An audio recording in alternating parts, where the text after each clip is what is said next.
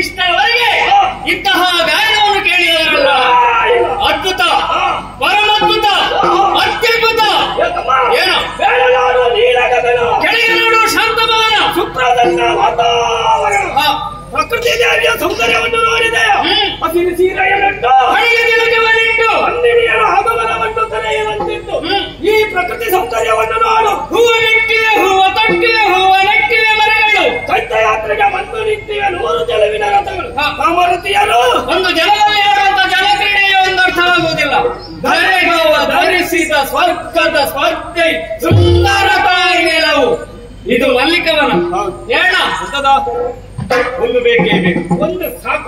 ಇದು ಸಾಮಾನ್ಯ ಸಂಗೀತ ಅಲ್ಲ, ಶಾಸ್ತ್ರೀಯ ಸಂಗೀತ. ಅಂತಹ ವ್ಯಕ್ತಿಯನ್ನು ಕಾಣಲೇಬೇಕು. ಅದಕ್ಕೆ ನಾವೇನು ಮಾಡಬೇಕು? ಇಲ್ಲೇ ಇದ್ದು ಯೋಚನೆ ಮಾಡುವುದಲ್ಲ, ಬದಲಾಗಿ ಸಂಗೀತ